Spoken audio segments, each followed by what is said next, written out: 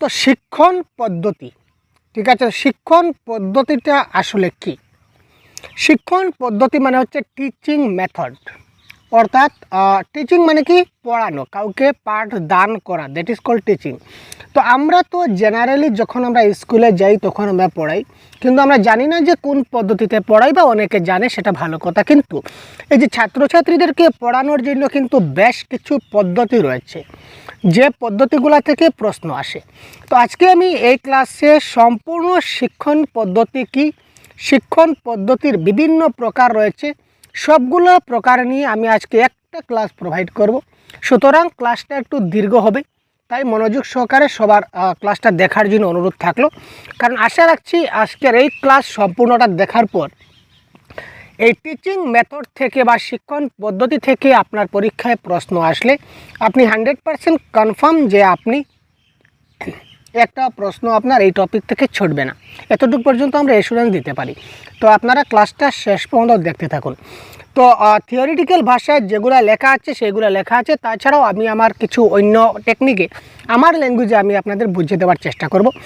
তো দেখুন, টিচিং পদ্ধতি মানে কি? শিক্ষণ পদ্ধতি হচ্ছে যে পদ্ধতিতে আমরা শিশুদেরকে শিক্ষা দান করি, এটাই হচ্ছে শিক্ষণ পদ্ধতি। শেষ। তো শিক্ষণ পদ্ধতিটা এমনভাবে হওয়া উচিত যাতে করে শিক্ষার্থীদের শেখার যে প্রক্রিয়া এটা কার্যকর হয়, আকর্ষণীয় হয় এবং ফলপ্রসূ হয়। আমি এমন একটা পদ্ধতিতে শিক্ষা দান করলাম ছাত্রদের, যে পদ্ধতিতে আমি শেখালাম, তারপর দেখলাম যে না, ছাত্ররা তো আমার এই পদ্ধতিতে তারা শিখতে পারলো না, তাহলে আমার এটা ফলপ্রসূ হলো না বা কার্যকর হলো না। এমন একটা পদ্ধতি আমি অ্যাপ্লাই করব।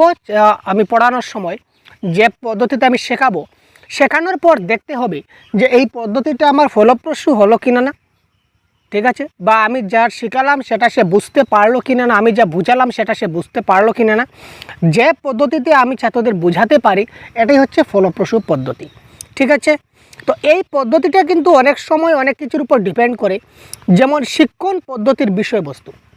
যেমন বিষয়বস্তু মানে হচ্ছে কন্টেন্ট, আমি কোন টপিকের উপর বোঝাচ্ছি। যেমন ম্যাথস, আপনি যখন গণিত শেখাবেন তখন কিন্তু একটা পদ্ধতি অবলম্বন করতে হবে। তো গণিতের পদ্ধতি যদি আপনি বাংলায় ইউজ করুন কিংবা সায়েন্সে ইউজ করুন, তখন কিন্তু সেটা ফলপ্রসূ হবে না। তো বিষয়বস্তু ভিত্তিক বা সাবজেক্ট ভিত্তিক আপনাকে আপনার যেটা পদ্ধতি সেটা কিন্তু পরিবর্তন করতে হবে, ঠিক আছে। বা একই পদ্ধতিতে পড়াতে পারেন, কিন্তু আমার স্টাইলটা একটু চেঞ্জ হতে হবে। বা শিক্ষার্থীর বয়স, আজকে আমি ক্লাস 1-এর বাচ্চাকে যেভাবে শিক্ষাদান করব, ক্লাস 12-এর বাচ্চাকে কি সেইভাবে আমি শিক্ষাদান করব? মোটেই না, কারণ সেটা একটু ডিফারেন্ট হবে। এখন আমি ক্লাস 1-এর বাচ্চাকে কিন্তু আমি হাতে ধরে ধরে তাকে কিন্তু শেখাতে হবে। এবার আমি কি ক্লাস 12-এর বাচ্চাকে কি হাতে ধরে ধরে শেখাবো? না, সেটা কিন্তু ধরে ধরে শেখাবো না। তো শিক্ষার্থীর বয়সের উপর কিন্তু শিক্ষণ পদ্ধতি ডিপেন্ড করছে। তারপর হচ্ছে শিক্ষকের দক্ষতা, একজন শিক্ষকের কতটুকু দক্ষতা রয়েছে, শিক্ষকের কতটুকু স্কিল রয়েছে, তার উপর কিন্তু শিক্ষণ পদ্ধতিটা ডিপেন্ড করে। এগুলো কিন্তু হচ্ছে শিক্ষণ পদ্ধতির এক একটা বৈশিষ্ট্য, মনে রাখবেন। শ্রেণীকক্ষের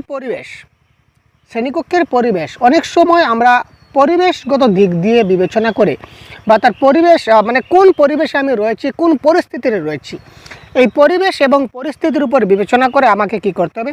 শিক্ষণ পদ্ধতিগুলো নির্বাচন করতে হবে।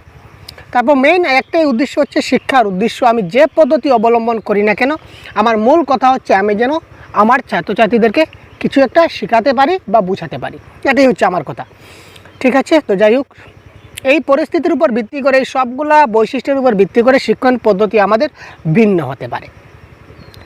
তো শিক্ষণ পদ্ধতি নির্বাচনের বিষয়, আমরা যখন শিক্ষক পদ্ধতি নির্বাচন করব, যে আমি আজকে গিয়ে কোন পদ্ধতিতে আমি শিক্ষা দান করব, এই যে পদ্ধতিটা নির্বাচন করব, আমি নির্বাচন করার সময় আমার কিছুটা জিনিস আমার মাথায় রাখতে হবে। 1 নম্বর হচ্ছে শিক্ষার্থীর চাহিদা।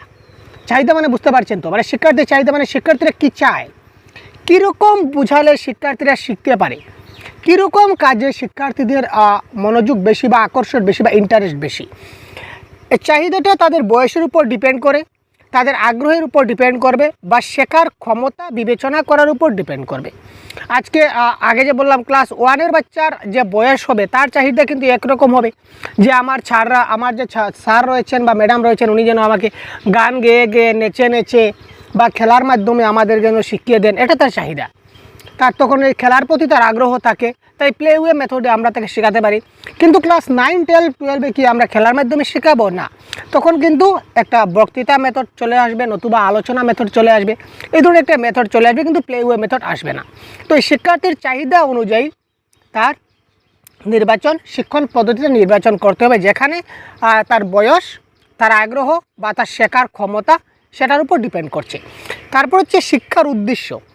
আমি এমনভাবে একটা পদ্ধতি নির্বাচন করব যে পদ্ধতিতে আমি তাকে জ্ঞান প্রদান করতে পারি, দক্ষতা, আমার যে স্কিল রয়েছে সেটা আমি তাদের দেখাতে পারি, তাদের সামনে আমার স্কিল অনুযায়ী আমি তাকে বোঝাতে পারি, অর্থাৎ মূল্যবোধ শিক্ষা যেন তার মধ্যে হয়।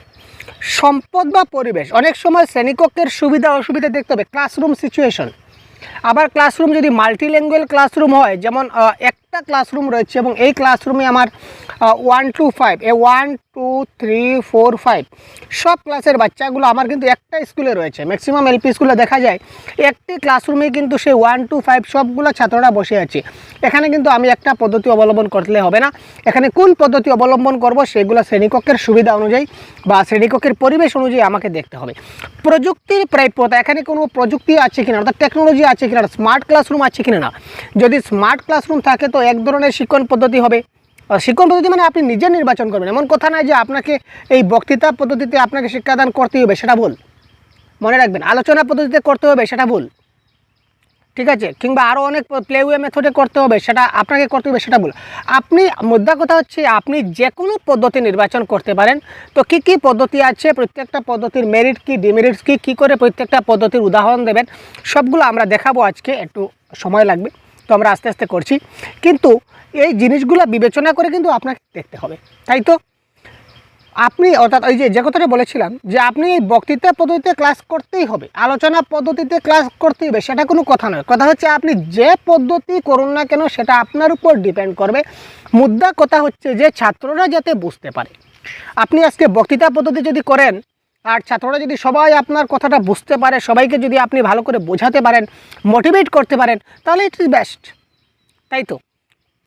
তারপর দেখুন শিক্ষকের দক্ষতা তো থাকতেই হবে। পদ্ধতি বাস্তবায়নের জন্য শিক্ষকের প্রশিক্ষণ।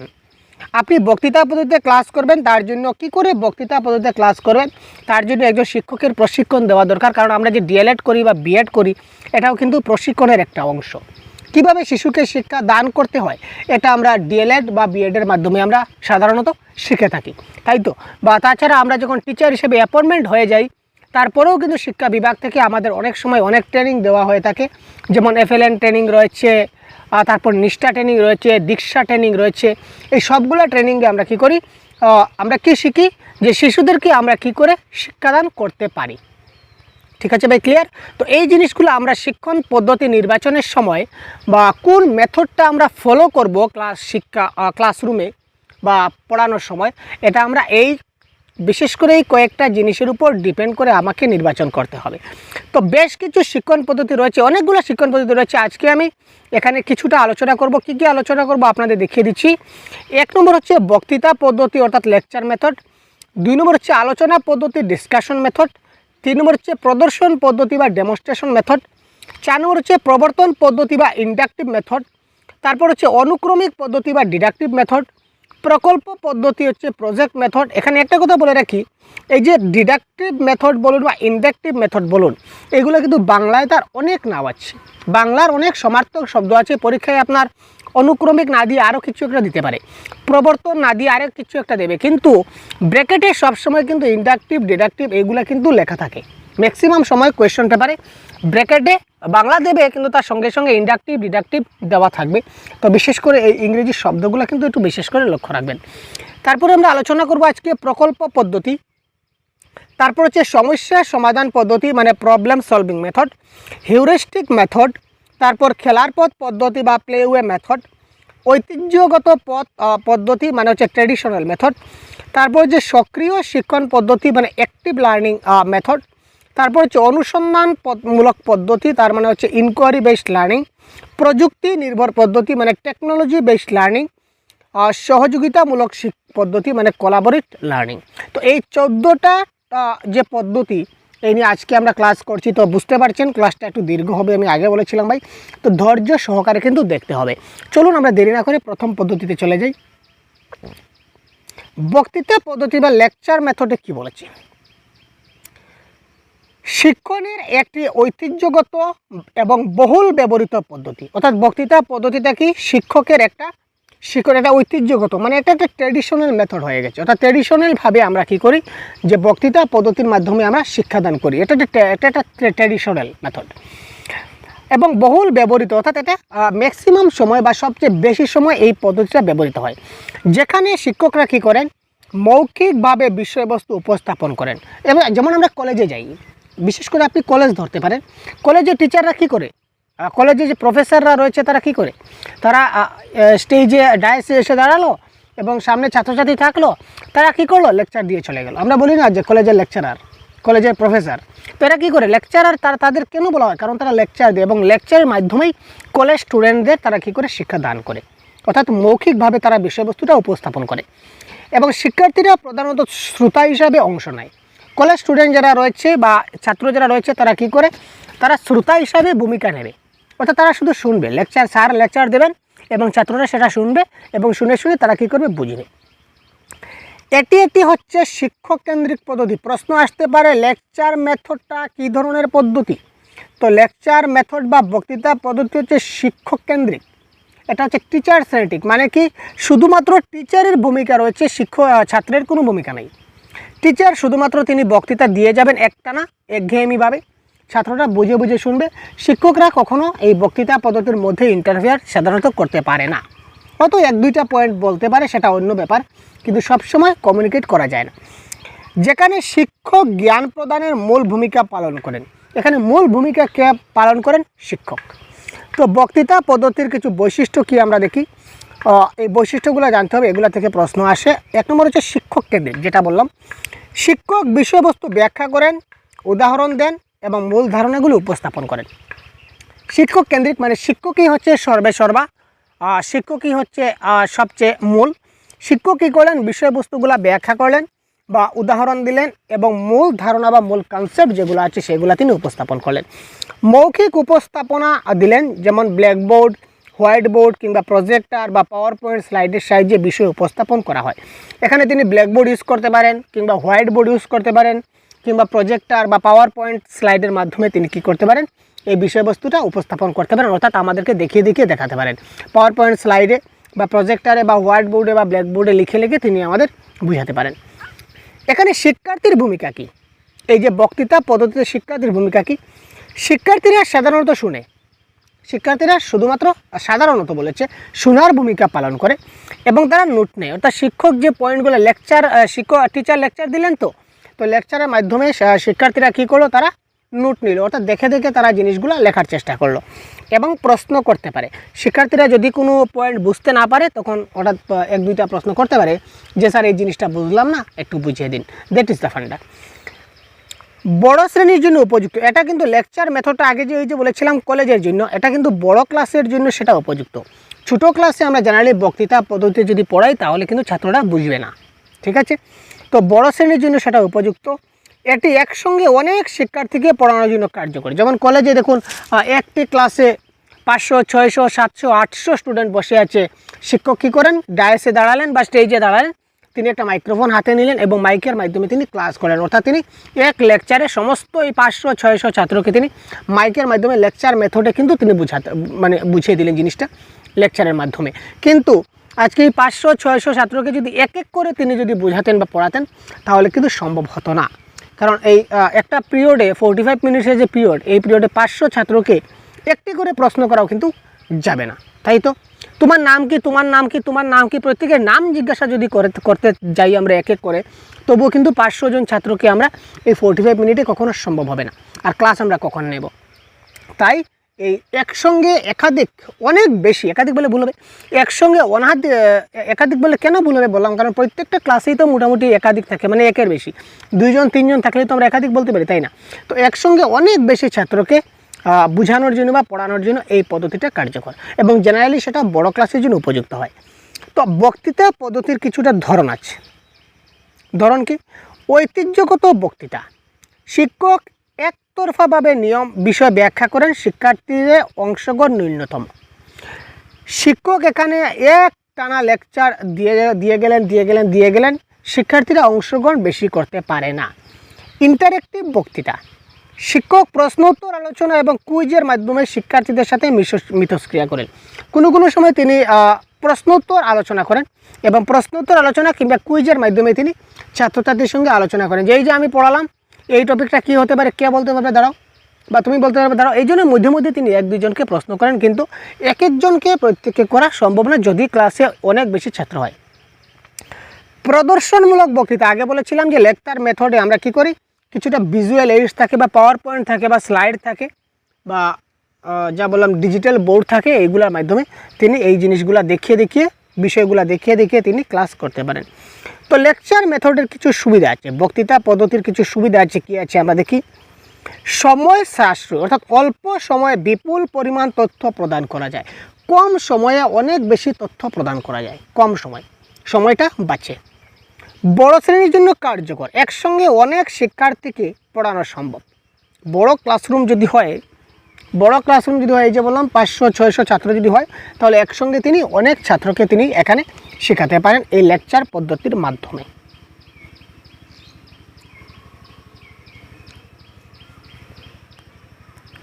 তারপর দেখি সুসংগঠিত উপস্থাপনা, শিক্ষক বিষয়বস্তুকে সুশৃঙ্খল উপস্থাপন করতে পারেন, অর্থাৎ শিক্ষক কিন্তু খুব ভালো করে জিনিসটা তিনি বুঝাতে পারেন। বিষয়ের প্রাথমিক ধারণা প্রদান, নতুন বিষয় বোঝার জন্য ভিত্তি তৈরি করে। এটা সাধারণত প্রত্যেকটা ক্লাসেই সেরকম হয় যে আমরা পুরানা কিছুর মাধ্যমে নতুন কিছু আমরা শিখতে যাই। তো এই বক্তৃতা পদ্ধতির কিছু অসুবিধা আছে।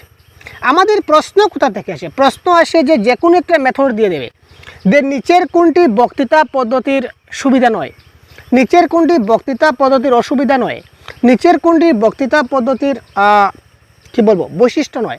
এই বৈশিষ্ট্য, সুবিধা, অসুবিধা এগুলো থেকে প্রশ্ন আসে বা ঘুরিয়ে ফিরিয়ে এখান থেকেই প্রশ্ন আসবে, যেই টপিক থেকে এই পিডিএফটা পড়লে কিংবা আপনি এই ক্লাসটা করলে আপনি বুঝতে পারবেন।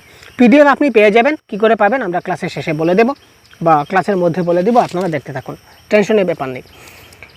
তো বক্তৃতা পদ্ধতির বা এই লেকচার মেথডের অসুবিধা হচ্ছে কি একমুখী যোগাযোগ। একমুখী যোগাযোগ মানে কি, শুধুমাত্র শিক্ষক জিনিসটা ডেলিভারি করতে থাকেন, শিক্ষক জিনিসটা বুঝাতে থাকেন, ছাত্ররা অংশগ্রহণ করতে পারে না।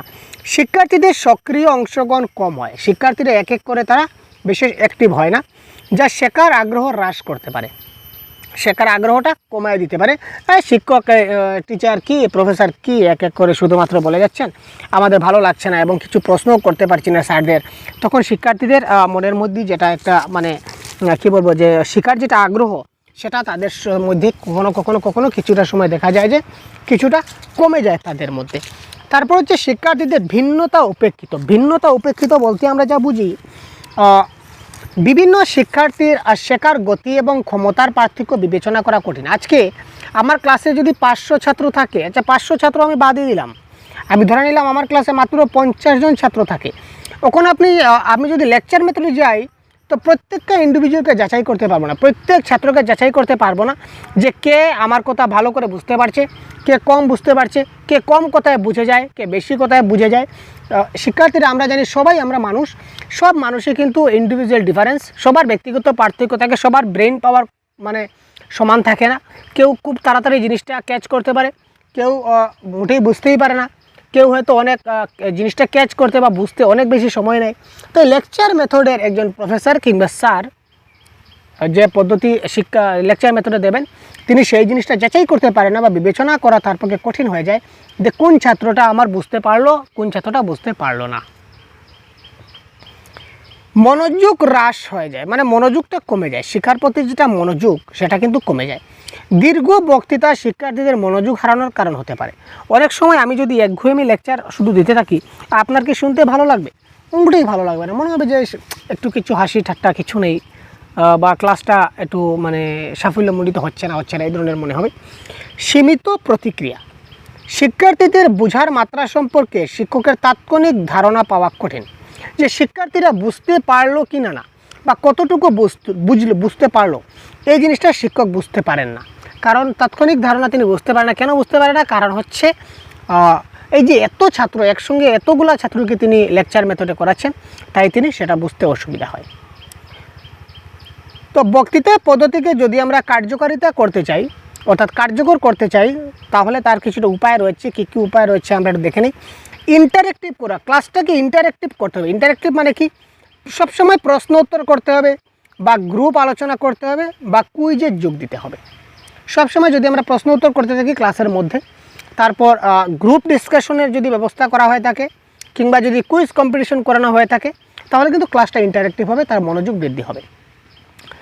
ভিজুয়াল এইডস ব্যবহার, তো ভিজুয়াল এইডস যদি আমরা সবচেয়ে বেশি ব্যবহার করি, তাহলে চিত্র, ভিডিও, স্লাইড এবং ডায়াগ্রাম এইগুলা ব্যবহার করলে বক্তৃতা পদ্ধতিটা আকর্ষণীয় হয়, অর্থাৎ ছাত্ররা খুব বেশি করে বা ভালো করে বুঝতে পারে।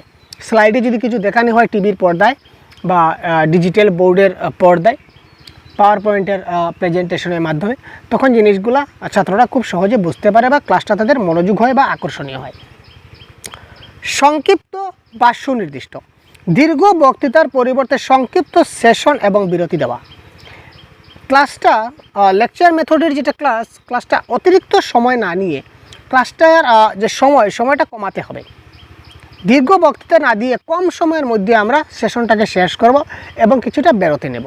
বিরতি মানে তাদেরকে কিছুটা রেস্ট দিতে হবে, দীর্ঘ বিরতি না নিয়ে। শিক্ষার্থীদের সম্পৃক্ত করা, অর্থাৎ বক্তৃতার মাঝে শিক্ষার্থীদের ছোটো ছোটো কাজ বা আলোচনায় অংশগ্রহণ নিতে উৎসাহিত করা। যে বক্তৃতা পদ্ধতির মাধ্যমে শিক্ষার্থীদের ছোটো ছোটো কাজ আমরা দিতে পারি বা তাদের আলোচনায় অংশগ্রহণ করাতে উৎসাহিত করতে পারি। যে গ্রুপ ডিসকাশন হচ্ছে, তোমরা সবাই অংশগ্রহণ করো, বা প্রত্যেকে আমরা গ্রুপ বানিয়ে এই গ্রুপের মধ্যে একটা কাজ দিয়ে দিলাম যে সবাই মিলে তোমরা এই কাজটা করো, একজন তোমরা গ্রুপ লিডার হয়ে যাও। তো আমি শুধু আমার বক্তৃতা পদ্ধতিতে আমি শুধু লিডারগুলোকে ক্যাচ করব, যে ওই তোমার গ্রুপে কি আলোচনা হলো, তুমি এসে প্রেজেন্টেশন দাও। তো এখানে গ্রুপের সবাই কি করবে, এই গ্রুপ লিডারকে মানবে এবং সবার মতামত তারা গ্রুপ লিডারের কাছে তুলে ধরবে, অর্থাৎ সবাই সেখানে অংশগ্রহণ করতে পারবে। ঠিক আছে, এই ধরনের ব্যবহারিক উদাহরণ আমরা ব্যবহার করতে পারি। তো এটা উদাহরণ আছে, তো উদাহরণ আর দিচ্ছি না, এবার আমরা পরবর্তীতে যাই। আলোচনা পদ্ধতি, এতক্ষণ আমরা দেখলাম যে লেকচার মেথড, এবার আমরা দেখব ডিসকাশন মেথড। ডিসকাশন মেথড মানে কি বুঝলেন? ডিসকাশন করা, ভেরি সিম্পল। আলোচনা মানে কি, আলোচনা করা। আমরা 2-3 জন মিলে একসঙ্গে আলোচনা করবো, দ্যাট ইজ কল আলোচনা পদ্ধতি। কিন্তু তারও কিছু বৈশিষ্ট্য আছে, তারও কিছু আমাদের সুবিধা আছে, অসুবিধা আছে, সবগুলো জিনিস একটু আমরা দেখে নেব এক ঝলক। শিক্ষণের একটি সক্রিয় এবং শিক্ষার্থী কেন্দ্রিক পদ্ধতি। আচ্ছা, আগের যেটা ছিল সেটা কি ছিল? শিক্ষক কেন্দ্রিক। মাথায় রাখবেন, আগেরটা ছিল শিক্ষক কেন্দ্রিক, বক্তৃতা পদ্ধতি একটা শিক্ষক কেন্দ্রিক, আর আলোচনা পদ্ধতি বা ডিসকাশন মেথড হচ্ছে একটা কি, শিক্ষার্থী কেন্দ্রিক পদ্ধতি, যেখানে শিক্ষার্থীরা বিষয়বস্তু নিয়ে মুক্তভাবে আলোচনা, তাদের মতামত বিনিময় এবং সমালোচনামূলক চিন্তাভাবনার মাধ্যমে শিখে। এখানে শিক্ষার্থীরা কী করতে পারে, শিক্ষক যে বিষয় নিয়ে আলোচনা করছেন এখানে ছাত্ররা মুক্তভাবে আলোচনা করতে পারে। অর্থাৎ স্যার এটা কি বুঝলেন, আমি বুঝলাম না স্যার, এটা কি করে হলো স্যার। অর্থাৎ স্যারকে অনেক বেশি প্রশ্ন করা যায়, শিক্ষককে এখানে অনেক বেশি প্রশ্ন করা যায়, অনেক ডাউট ক্লিয়ার হয়ে যায়। না স্যার, এটা না হয়ে যদি এরকম হতো তাহলে মনে হয় ভালো হতো, এই ধরনের মতামত বিনিময় করা যায়। বা না স্যার, এটা তো আমার কাছে ভালো লাগছে না, অর্থাৎ ক্রিটিসিজম আপনি বের করতে পারেন। দ্যাট ইজ কল সমালোচনামূলক চিন্তাভাবনার মাধ্যমে তারা শিখে আলোচনা পদ্ধতিতে। এই পদ্ধতিতে শিক্ষক সাধারণত সুবিধা দানকারী। আলোচনা পদ্ধতিতে শিক্ষক কিন্তু এজ এ টিচার নয়, শিক্ষক এজ এ ফ্যাসিলিটেটর হিসাবে কাজ করেন। আলোচনা পদ্ধতিতে শিক্ষক কী হিসাবে কাজ করেন বা আলোচনা পদ্ধতিতে শিক্ষকের ভূমিকা কী, প্রশ্ন আসতে পারে। ডিসকাশন মেথডে একজন শিক্ষকের ভূমিকা কী? তো শিক্ষকের ভূমিকা হচ্ছে সুবিধা দানকারী বা এজ এ ফ্যাসিলিটেটর। ঠিক আছে, ফ্যাসিলিটেটর, ঠিক আছে ভাই, হিসাবে কাজ করেন এবং শিক্ষার্থীদের সক্রিয় অংশগ্রহণকে উৎসাহিত করেন। অর্থাৎ শিক্ষার্থীরা যাতে অ্যাক্টিভলি পার্টিসিপেট করতে পারে প্রত্যেকটা কাজে, এখানে শিক্ষক কী করেন, তাদেরকে উৎসাহিত করতে পারেন। আলোচনা পদ্ধতির বৈশিষ্ট্য আমরা দেখি। আলোচনা পদ্ধতিটা হচ্ছে শিক্ষার্থী কেন্দ্রিক। আগে বলেছিলাম শিক্ষার্থীরা নিজেরা বিষয় নিয়ে চিন্তা করতে পারে, নিজেরা নিজেদের মধ্যে আলোচনা করতে পারে, তাছাড়া প্রশ্ন করতে পারে, মতামত প্রকাশ করতে পারে। মিথস্ক্রিয়া, মিথস্ক্রিয়া মানে কি, শিক্ষক বা শিক্ষার্থী মানে একজন আরেকজন, তারা পড়ুয়ার মধ্যে কিংবা পড়ুয়া এবং শিক্ষকের মধ্যে দ্বিমুখী যোগাযোগ থাকে, অর্থাৎ সবাই মিলে আলাপ আলোচনা করার সুযোগ পায়, একজনে আরেকজনের কথাটা মানে তার মনের যে কথাটা সেটা শেয়ার করতে পারে। মুক্ত চিন্তার প্রকাশ। আলোচনা পদ্ধতিতে শিক্ষার্থী কী করতে পারে, তার মনের মধ্যে এই টপিক নিয়ে যত চিন্তা চলে আসে সে কিন্তু সবগুলো শেয়ার করতে পারে, এখানে কোনো বাধ্যকতা নাই। শিক্ষার্থীদের নিজস্ব দৃষ্টিভঙ্গি শেয়ার করার সুযোগ দেওয়া হয়। গ্রুপ বা শ্রেণীভিত্তিক, সাধারণত ছোট দলে বা পুরো দলের সাথে আলোচনা করা হয়। সাধারণত কী করা হয়, ছোট দলে কিংবা পুরো শ্রেণীর সাথে আলোচনা হয়। তারপর দেখি আলোচনা পদ্ধতির ধরন। আলোচনা পদ্ধতির বেশ কিছু ধরন আছে, যেমন ধরুন শ্রেণী আলোচনা। শ্রেণী আলোচনা মানে কি ভাই, ক্লাসরুম ডিসকাশন। আমরা আলোচনা কী প্রকারে আমরা আলোচনা পদ্ধতি আমরা একটু দেখি। আমরা অনেক সময় কী করি, ক্লাসরুমে ডিসকাশন করি। পুরো শ্রেণী একটি নির্দিষ্ট বিষয়ে শিক্ষকের নির্দেশনায় আলোচনা করে। আপনি একজন শিক্ষক, আপনি ক্লাস 3-তে গেলেন, গিয়ে বলেন যে আজকে আমরা হাতি নিয়ে পড়বো, হাতি নিয়ে জানবো, ঠিক আছে? তোমরা হাতি দেখেছো তো? হ্যাঁ। তো হাতিটা কেমন, হাতিটা কী করে হয়, তো তোমরা প্রত্যেকে একটা করে হাতির একটা ছবি অঙ্কন করো দেখি, তখন তারা আনন্দ পাবে, মজা পাবে, ঠিক আছে? তো হাতি নিয়ে কার কি মনে হয় তোমরা সবাই নিজেদের মধ্যে একটু ভাবো তো, ডিসকাস করো তো, আমিও তোমরা কথাগুলো শুনবো, হাতি নিয়ে আজকে আমরা গল্প করব। তো তাতে করে তারা কী করে, ছাত্ররা মনোযোগ তাদের বৃদ্ধি হয়। অর্থাৎ শিক্ষকের নির্দেশনা দিলেন যে হাতি নিয়ে আলোচনা করব, তার মানে ছাত্ররা সবাই পুরো ক্লাস হাতি হাতি হাতি হাতি হাতি। তারপরে যে গ্রুপ ডিসকাশন, গ্রুপ আলোচনা, তখন শিক্ষক কী করলেন, ক্লাসরুমটাকে আরও অ্যাট্রাকটিভ করার জন্য বললেন যে তোমরা কাজ করো, এই 5 জন, এই গ্রুপে 5 জন, ওই গ্রুপে 5 জন, ওই গ্রুপে 5 জন, ওই গ্রুপে 5 জন, 20 জনকে আপনি 4টা ভাগে ভাগ করে দিলেন। এবার গ্রুপ একে বললেন যে তোমরা হাতি সম্বন্ধে তোমাদের কার কি মনে হয় তোমরা একটা কপিতে সবাই মিলে লেখো। গ্রুপ বিকে বললেন তোমরাও সেম হাতি সম্বন্ধে তোমরা কী মনে হয়, নিজেদের চিন্তা ভাবনা। হাতি দেখেছো তো, হাতিটা দেখতে কেমন, হাতিটা কি খায়, বা হাতির কাজ কি, হাতির দিয়ে ভালো কাজ কি হয়, হাতি দিয়ে খারাপ কাজ কি হয়, এই সবগুলো মিলিয়ে তোমরা সবাই নিজেদের মধ্যে আলোচনা করে একটা খাতায় তোমরা এই পয়েন্টগুলো লিখে নাও, বা হাতি সম্বন্ধে তোমরা যা মনে হয় তোমরা লেখো, বা যদি লিখতে না পারো তাহলে আমাকে বলো, সবাই মিলেমিশে আমাকে বলো গ্রুপের মাধ্যমে। তখন তারা নিজেদের মধ্যে ডিসকাশন করে পয়েন্টগুলো শিক্ষককে বলবে, অর্থাৎ গ্রুপ ডিসকাশনে আলোচনা থাকবে। বিতর্ক বা ডিবেট, এখানে দুটি দল বিপরীতমুখী মতামত আলোচনা করতে পারে। এখানে আলোচনা মানে কি, ডিবেট কম্পিটিশনও হতে পারে। তো আলোচনা পদ্ধতির সুবিধা কি, এটা হচ্ছে সক্রিয় শিখন।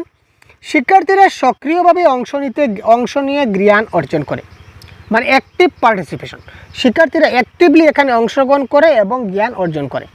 সমালোচনামূলক চিন্তা, বিভিন্ন দৃষ্টিভঙ্গি এবং বিশ্লেষণের মাধ্যমে সমালোচনামূলক ও সৃজনশীল চিন্তার বিকাশ ঘটে। তারা স্যার এটা তো এইরকম হচ্ছে না, আমার মনে হয় এটা যদি, যেমন আপনি ধরে নিন কাগজের একটা নৌকা, আপনি কী করলেন, কাগজের নৌকা একটা বানিয়ে দিলেন।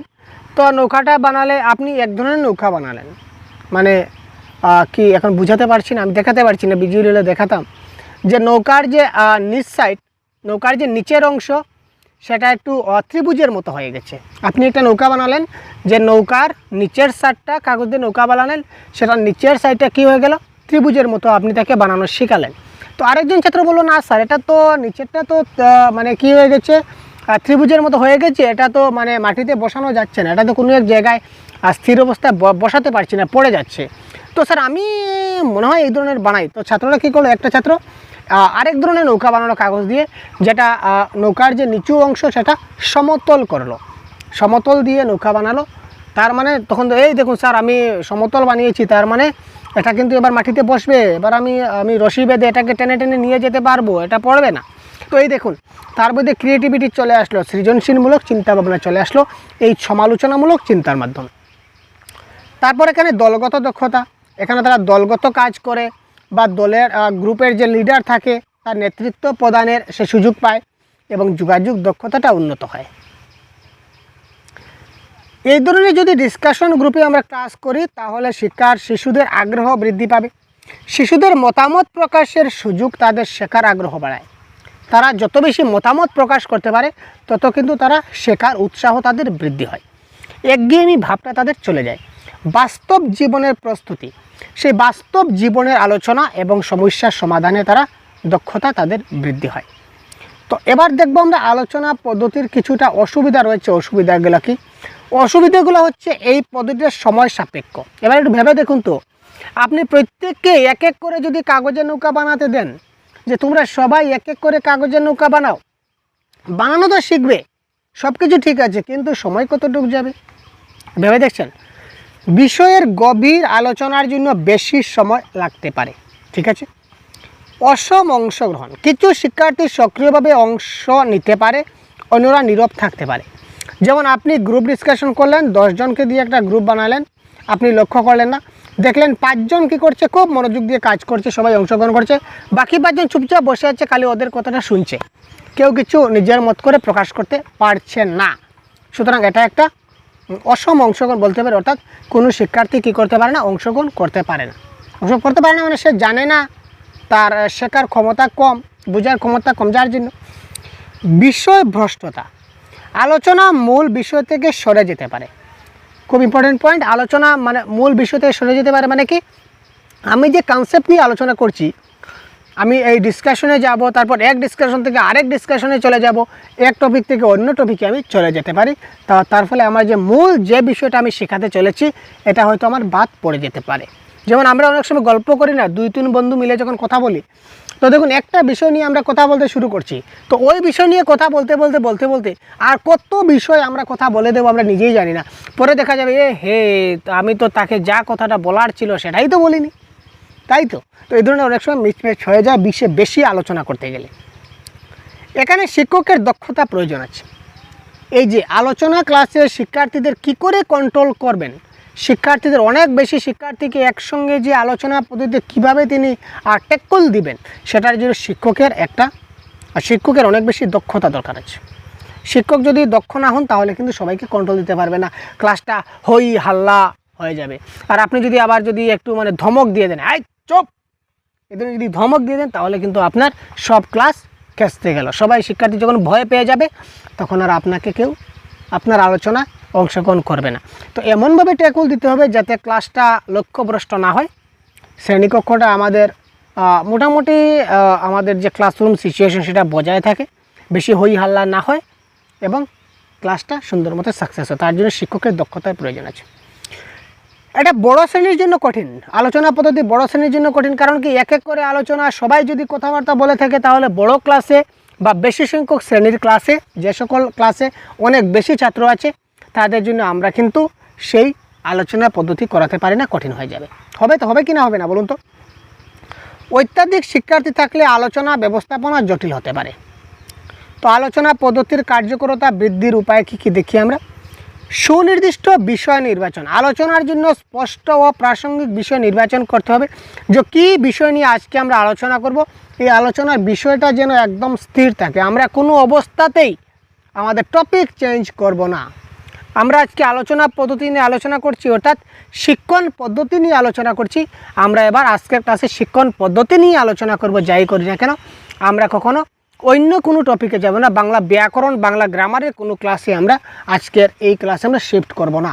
কারণ কি, কারণ আমরা নির্দিষ্ট বিষয় আজকে বেছে নিয়েছি যে আমরা শিক্ষণ পদ্ধতি শিখব বাংলা প্যাডাগজির।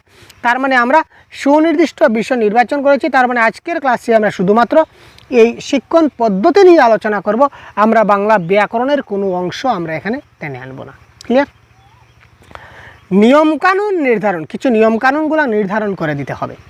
যেমন সময়সীমা, যদি কাগজের নৌকা বানাতে দিই, তোমরা সবাই কিন্তু তোমাদের কাছে 3 মিনিট সময় আছে, তার মধ্যে নৌকা বানাতে হবে। সময় যদি নির্ধারণ করে দিই তাহলে সময়টা বেঁচে যাবে, তাই তো? নাহলে কেউ হয়তো দেখবেন 1 ঘন্টায় বানাচ্ছে, কেউ আধা ঘন্টায় বানাচ্ছে, কেউ 15 মিনিটে বানাচ্ছে, ক্লাসটা লাঠে চলবো। সম্মানজনক মত প্রকাশ, আলোচনা এমনভাবে আমরা তাদের নিজেদের স্বাধীনতা দেব যে তোমাদের যা মনে হয় তা বলো। তার মানে তা নয় যে একজন আরেকজনকে গালি দিয়ে দেবে বা একজনের কথায় আরেকজনের মনে আঘাত লেগে যায়, সেই রকম স্বাধীনতা আমরা তাকে দেব না। তার জন্য একটা রুলস রেগুলেশন থাকতে হবে। এবং শ্রবণের নিয়ম স্থাপন, যে একজন যখন কথা বলবে বাকিরা কিন্তু শুনতে হবে। সবাই একসঙ্গে কথা বলে চলবে না, সবাই একসঙ্গে কথা বলে কে কার কথা শুনবে?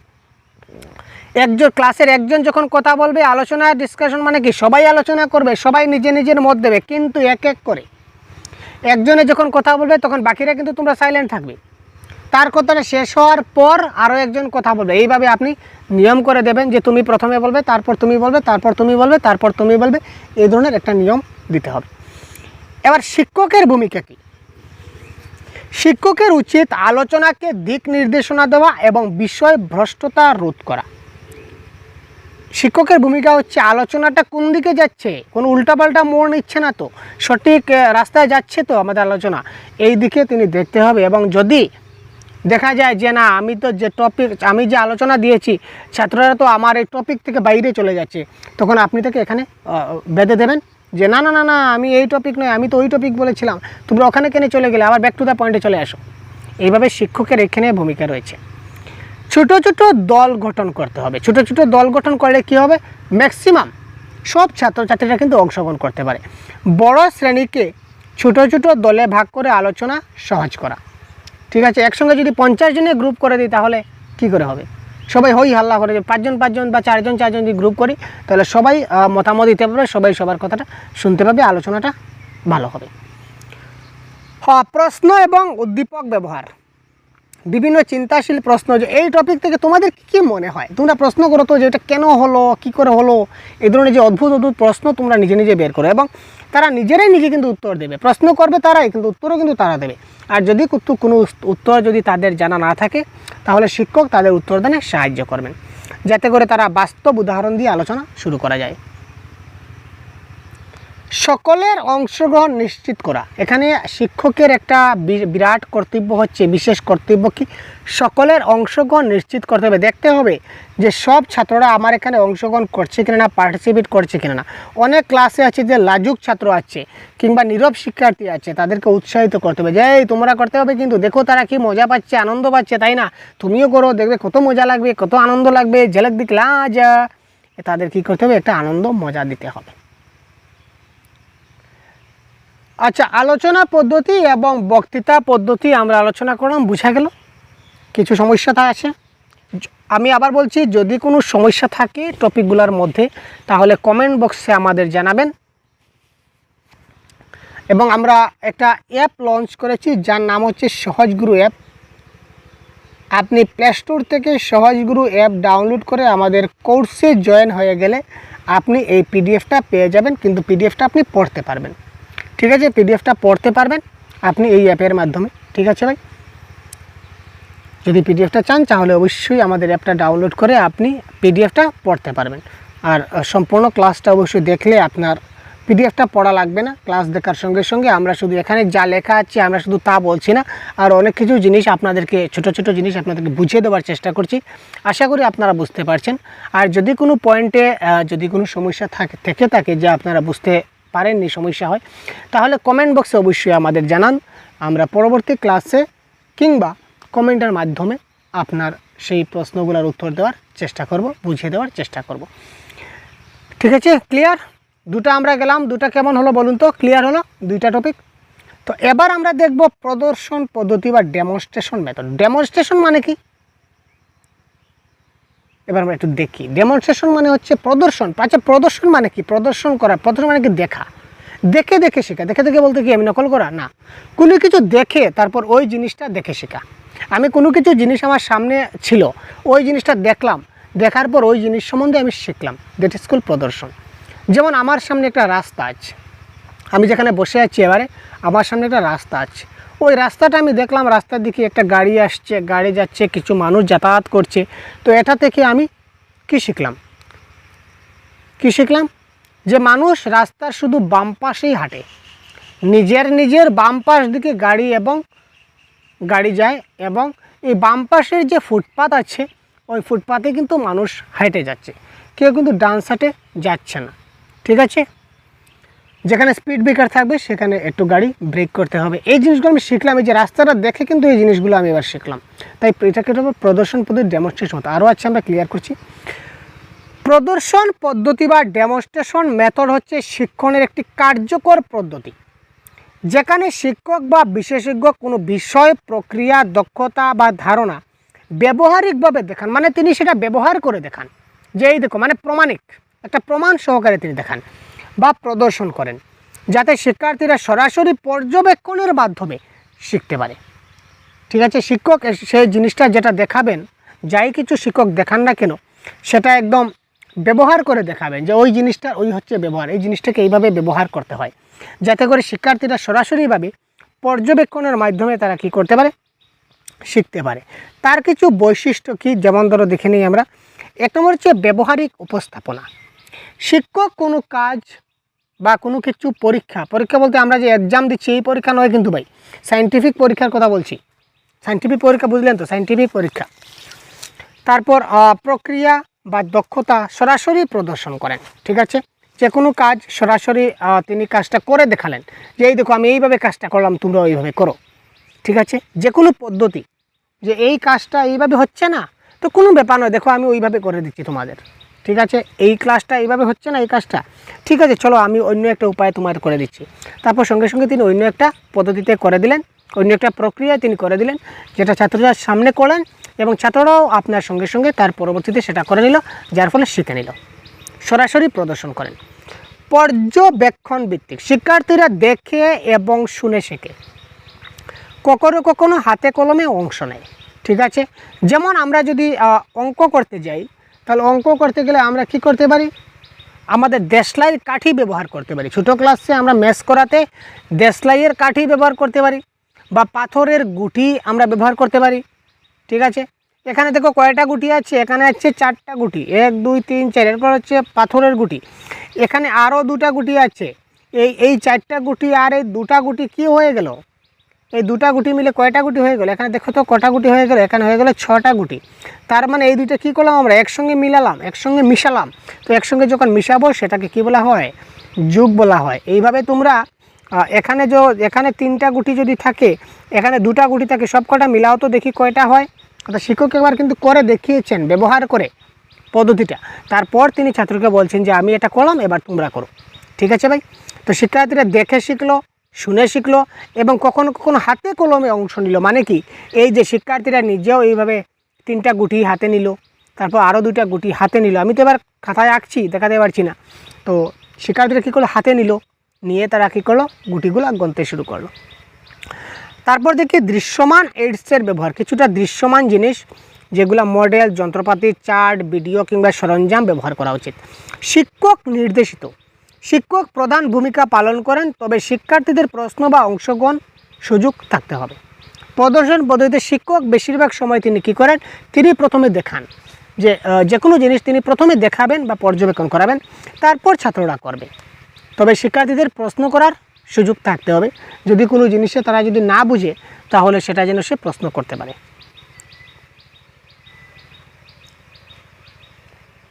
তো বিজ্ঞানভিত্তিক অনেক প্রদর্শন রয়েছে, যেমন বিজ্ঞানের পরীক্ষা, সায়েন্সের অনেক ল্যাবরেটরিতে পরীক্ষা হয়, যেমন রাসায়নিক বিক্রিয়া বা পদার্থবিজ্ঞানের নীতি, এগুলো আমরা সায়েন্সে আমরা পরীক্ষা করে প্রমাণ করতে পারি। দক্ষতা ভিত্তিক প্রশিক্ষণ, যেমন কারিগরি দক্ষতা, যেমন কাঠের কাজ, সেলাই, কম্পিউটার সফটওয়্যারের ব্যবহার, এগুলো আমরা সরাসরি দেখি। মডেল মানে মানবদেহ মডেল বা যন্ত্রের কারখানা, এ ধরনের অনেক কিছু প্রদর্শন পদ্ধতি আমরা দেখাতে পারি। প্রদর্শন পদ্ধতির সুবিধা কি, একটু সহজে দেখে নেই। বাস্তব অভিজ্ঞতা, তাত্ত্বিক জ্ঞানকে ব্যবহারিক প্রয়োগের সাথে সংযুক্ত করা। তাত্ত্বিক জ্ঞানকে ব্যবহারিক প্রয়োগের সাথে সংযুক্ত করা, অর্থাৎ আমার যেটা জ্ঞান রয়েছে, আমার যে জ্ঞানটা রয়েছে, জ্ঞানটা আমি কি করলাম, জ্ঞানটা আমার মধ্যে থাকলো না, আমি সেটাকে ব্যবহার করে বাস্তবে রূপায়ণ করলাম। ঠিক আছে, বাস্তব অভিজ্ঞতা আমার তৈরি হয়ে গেল, যে আমি যা শিখলাম সেটা আদৌ সত্যি কিনা না, এইভাবে আদৌ হয় কিনা না, এটা আমি নিজে প্রুফ করে দেখাতে পারি এই প্রদর্শন পদ্ধতিতে। স্পষ্ট বোঝাপড়া, দৃশ্যমান প্রদর্শন শিক্ষার্থীদের জটিল ধারণা বুঝতে সাহায্য করে। অনেক সময় অনেক কঠিন জিনিস আমরা যেগুলো বুঝতে পারি না, কিন্তু সেগুলো যখন আমাদের কেউ ডাইরেক্ট দেখিয়ে দেয় সরাসরি আমাদের সামনে, বা জিনিসটা যদি ভিজুয়ালি আমি অনুমান করতে পারি, তাহলে কিন্তু জিনিসটা খুব সহজে বুঝতে পারি। আপনাকে একটা গল্প বলা হলো, অ্যাজ ফর এক্সাম্পল আপনাকে একটা গল্প আমি বললাম, ধরে নিন একটা গল্প, আমি একটা যে কোনো এনি ওয়ান গল্প, আমি আপনাকে রবীন্দ্রনাথের পোস্টমাস্টার গল্পটা বললাম। ঠিক আছে, এবং গল্পটা আমি আপনাকে বললাম, আর আপনি রবীন্দ্রনাথের ছুটি গল্পটা বা ছুটি সিনেমাটা আপনি টিভির পর্দায় দেখলেন। আমি আপনাকে পোস্টমাস্টার গল্পটা বুঝিয়ে দিলাম, আর আপনি ছুটি গল্পটা, আপনি আরেকটা গল্প যার নাম হচ্ছে ছুটি, আপনি সেটা টিভির পর্দায় দেখলেন, একটা সিনেমা, ছুটির সিনেমাটা আপনি দেখলেন। আপনার কোন সিনেমার গল্পটা না আমি বলা গল্পটা, কোনটা আপনার বেশি বুঝতে সহজ হবে? নিশ্চয়ই সিনেমাটা আপনার বুঝতে সহজ হবে, কারণ এখানে আপনি দেখছেন চরিত্রগুলো, দেখতে পাচ্ছেন চরিত্রগুলো কে কী রুল নিচ্ছে, কে কী কথা বলছে, তার গল্প কি হতে চলেছে, বা আপনি এখানে প্রেডিকশনও করে নিতে পারবেন যে তার পরবর্তীতে কি হতে যাচ্ছে। এতটুকু পর্যন্ত হয়, তাই তো। তো তার মানে যদি আমরা দৃশ্যমান যদি কিছু আমরা যদি দেখি, তাহলে খুব সহজে আমরা যে জটিল ধারণা আমরা সহজে বুঝে নিতে পারি। আগ্রহ বৃদ্ধি। তো ব্যবহারিক বা দৃশ্যমান যদি উপস্থাপনা করি তাহলে শিক্ষার্থীদের মনোযোগ আকর্ষণ করা যায়। দক্ষতা উন্নয়ন, শিক্ষার্থীরা নিজেরা একই কাজ করার দক্ষতা অর্জন করতে পারে।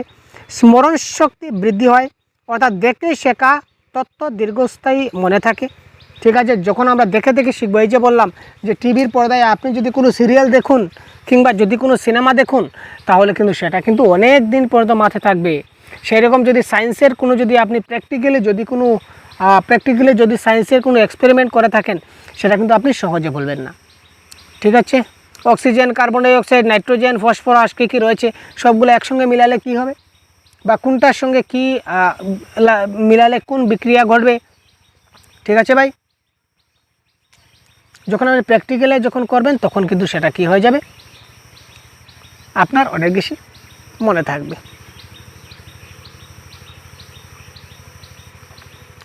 তারপর প্রদর্শন পদ্ধতির অসুবিধা কি, যেমন সম্পদ নির্ভরতা। এখানে ওই যে আমি যে বললাম সায়েন্সের যদি আপনি যদি সায়েন্সেরগুলো যদি আমি পরীক্ষা করতে যাই, অনেক কিন্তু সরঞ্জাম লাগবে, অনেক যন্ত্রপাতি লাগবে, অনেক লিকুইড লাগবে, আমার অনেক কাচের গ্লাস লাগবে, অনেক মেশিন লাগবে, এই সবগুলো তো লাগবে।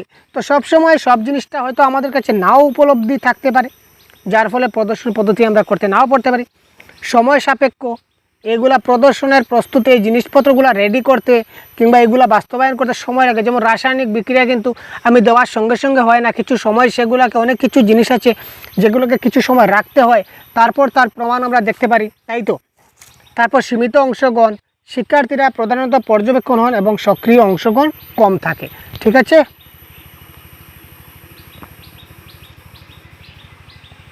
এইভাবে রয়েছে প্রদত্ত প্রদর্শন পদ্ধতির কার্যকারিতা বৃদ্ধির উপায়, যেখানে প্রস্তুতি আগে থেকে করতে হবে, তার স্পষ্ট ব্যাখ্যা দিতে হবে শিক্ষার্থীদের, যাতে ছোটো ক্লাস কিংবা বড় ক্লাসে তারা অংশ নিতে পারে।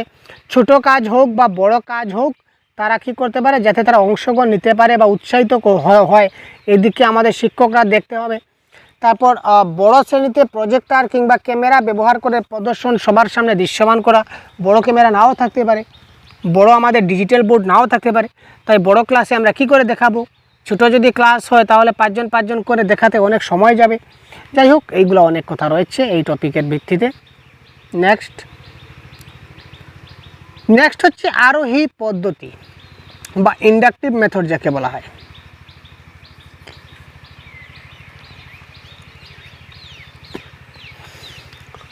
তো আরোহী পদ্ধতি হচ্ছে এখানে প্রবর্তনটা আমরা একটু কেটে দিই একটু সময়। আরোহী পদ্ধতি, ইন্ডাকটিভ মেথডকে প্রবর্তন পদ্ধতি বলা হয়, আরোহী পদ্ধতিও বলা হয়। দেখুন আরও অনেকগুলো নাম আছে, আমি যে বললাম আপনাদের আরোহী, অবরোহী, প্রবর্তন, অনেকগুলো নাম আছে, আচ্ছা শুধু ইংলিশ নামটা একটু মাথায় রাখবে।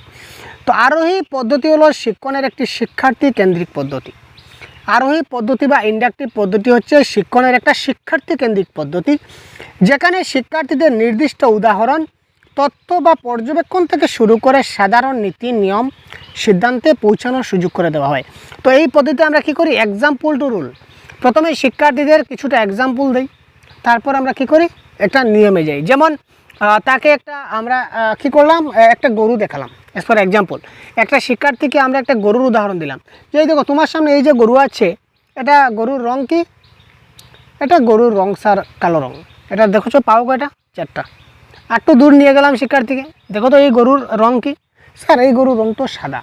তো এর পাও কয়টা, স্যার 4টা। একটু দূরে নিয়ে গেলাম, স্যার এই গরুর রং কি, স্যার এই গরুর রং তো হচ্ছে লাল। তো দেখো তো এই গরুর পাও কয়টা, তার মানে 4টা। তো এটা থেকে একটা সাধারণ নিয়ম চলে আসলো, কি নিয়ম, যে সাদা গরু হোক, কালা গরু হোক আর লাল গরু হোক, যে কোনো গরু হোক না কেন, যে কোনো গরুর কি থাকবে, 4টা পা থাকবে। কারণ কি, সাদা গরুরও 4টা পা দেখলাম, কালো গরুরও 4টা পা দেখলাম, লাল গরুরও 4টা পা দেখলাম, তার মানে একটা সাধারণ নিয়ম কি, যে গরুর 4টা পা থাকে। এই ধরনের আমরা কী করি, এক্সাম্পল টু রুলে নিয়ে যাই।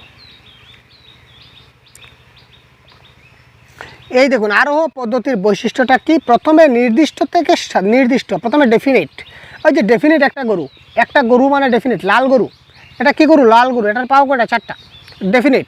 তারপর আরেকটা ডেফিনিটে চলে গেলাম, কালো গরু, এটাও নির্দিষ্ট গরু। তারপর সাধারণে চলে গেলাম কি, সমস্ত গরুর পাও 4, অর্থাৎ ইন জেনারেল আমরা বলতে পারি গরুর পা 4, যত গরু আছে। নির্দিষ্ট থেকে সাধারণে গেলাম। শিক্ষার্থীদের প্রথমে নির্দিষ্ট উদাহরণ বা ঘটনা দেওয়া হয় এবং তারা তা বিশ্লেষণ করে সাধারণ নীতিতে পৌঁছায়। দেখলাম তো আমরা কী করে সাধারণ নীতিতে গেলাম। তারপর এটা হচ্ছে শিক্ষার্থী কেন্দ্রিক পদ্ধতি। কোনটা শিক্ষার্থী কেন্দ্রিক, কোনটা শিক্ষক কেন্দ্রিক, এই জিনিসগুলো মাথায় রাখুন, প্রশ্ন এখান থেকে আসবে। শিক্ষার্থী কেন্দ্রিক, শিক্ষার্থীদের সক্রিয় অংশগ্রহণ, পর্যবেক্ষণ এবং যুক্তির উপর জোর দেওয়া হয়। অর্থাৎ শিক্ষার্থীদেরকে সময় দেওয়া হয় যে তারা সক্রিয় অংশগ্রহণ যাতে করতে পারে, অ্যাক্টিভ পার্টিসিপেশন করতে পারে, কিংবা তারা পর্যবেক্ষণ করতে পারে, কিংবা তারা যে যুক্তি প্রদান করে সেই যুক্তির উপর তাদেরকে জোর দিতে হবে।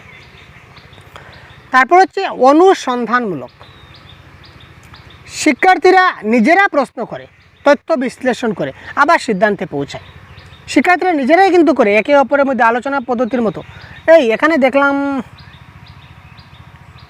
শুকনো লাকড়ি জ্বলে, এখানে দেখলাম কাঁচা লাকড়িও জ্বলে, কিন্তু ধোঁয়া হয়, তো মানে লাকড়িই জ্বলে, তাই তো তারা নিজে নিজে প্রশ্ন করছে, নিজে নিজে উত্তর দিচ্ছে। ব্যবহারিক বা পরীক্ষণ ভিত্তিক, অর্থাৎ প্রায়শই ব্যবহারিক উদাহরণ, পরীক্ষা বা কার্যক্রমের মাধ্যমে তাদের কী করা হয়, শিক্ষাদান করা হয়। সমস্যা সমাধানমূলক কী করা হয়, শিক্ষার্থীদের সমস্যা সমাধানের পদ্ধতি বৃদ্ধি করে।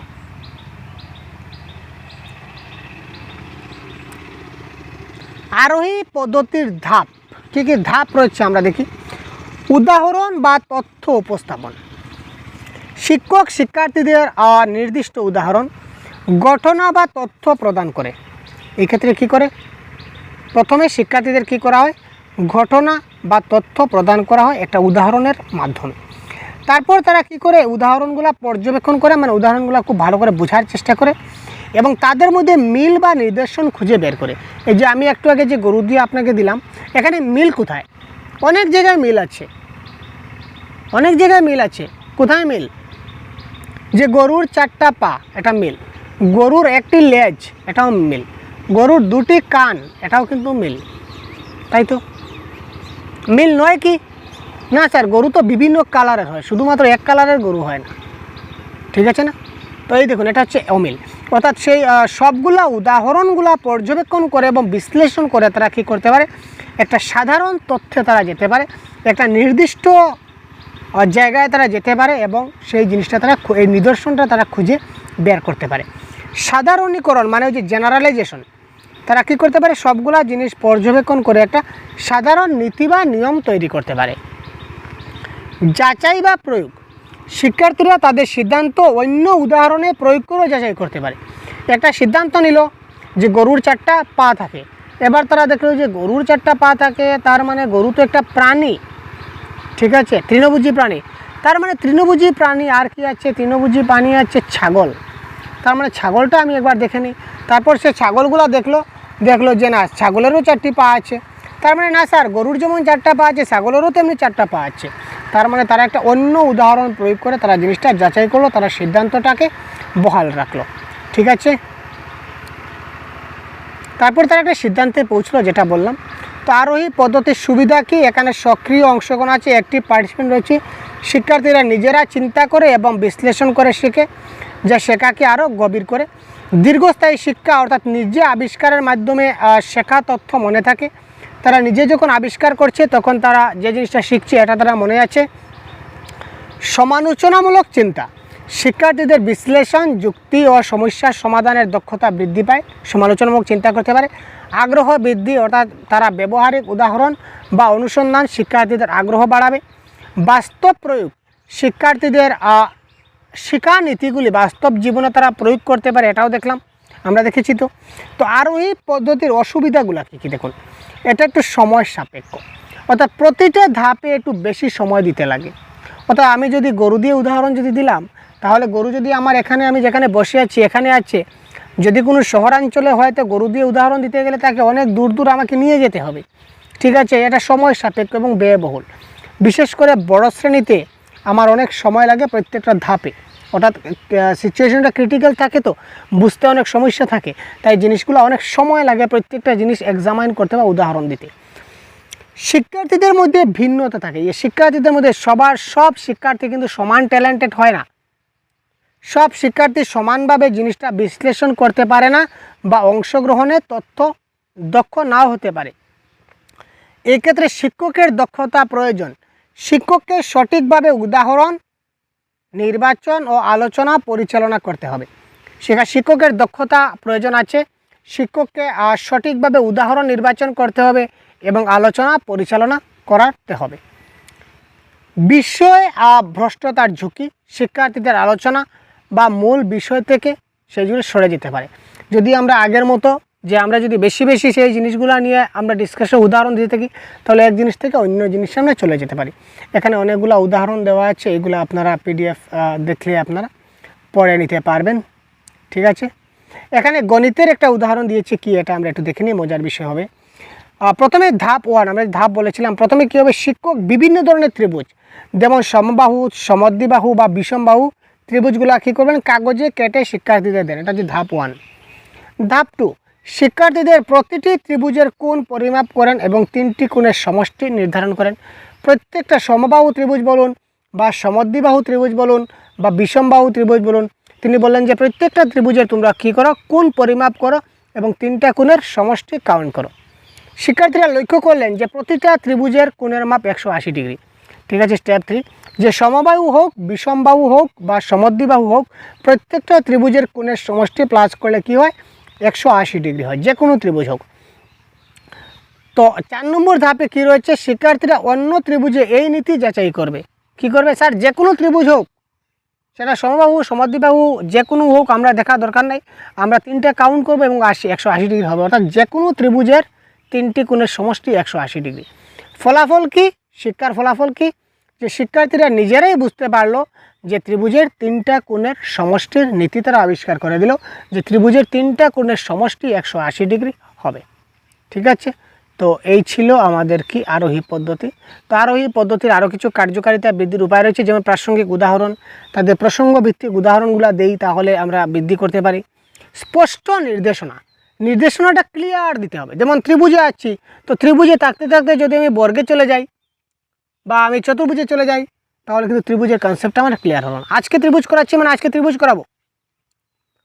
তারপর গ্রুপ কাজ, ছোট ছোট দলে তাদের ভাগ করতে পারি, তাদের আলোচনা এবং সহযোগিতা অংশ দিতে পারি। তারপর প্রশ্নের মাধ্যমে গতি প্রদান করতে পারি, চিন্তাশীল প্রশ্ন করে শিক্ষার্থীদের সাধারণীকরণে পৌঁছাতে সাহায্য করা বা নিরাপদ পরিবেশ, শিক্ষার্থীদের মতামত প্রকাশের জন্য উৎসাহিত করতে হবে এবং ভুলের ভয় দূর করতে হবে, যে তোমাদের ভুল হবে না, টেনশন করো না, ভুল হলেও কোনো ব্যাপার নেই, ভুল হলেও শেখা যায়। ঠিক আছে, কারণ আমরা যদি ভুল না হয় কিন্তু আমরা শিখতে পারি না, ভুল হলেই কিন্তু আমাদের শেখা হয়। ঠিক আছে, তো এই ছিল আরোহী পদ্ধতি। তো তার পরবর্তী ক্লাসে আমরা বাকি যে পদ্ধতিগুলো আছে সেগুলো নিয়ে আলোচনা করব। আজকের ক্লাসটা অনেক দীর্ঘ হয়ে গেল, ঠিক আছে, 1 ঘন্টা হয়ে গেল, তাই আমরা আজকের ক্লাস এখানে শেষ করছি। তো পরবর্তী ক্লাসে আমরা তার পরবর্তী যে টপিকগুলো রয়েছে, পরবর্তী যে পদ্ধতিগুলো রয়েছে সবগুলো আমরা ডিসকাস করব। ভালো থাকবেন, সুস্থ থাকবেন। কোথাও কোনো ডাউট থাকলে অবশ্যই আমাদের কমেন্ট করবেন এবং এই ক্লাসের পিডিএফটা পেতে বা প্রত্যেকটা ক্লাসের পিডিএফ সম্পূর্ণ কোর্স পেতে প্লে স্টোর থেকে আমাদের সহজগুরু অ্যাপ অবশ্যই ডাউনলোড করবেন। ঠিক আছে, তো ধন্যবাদ।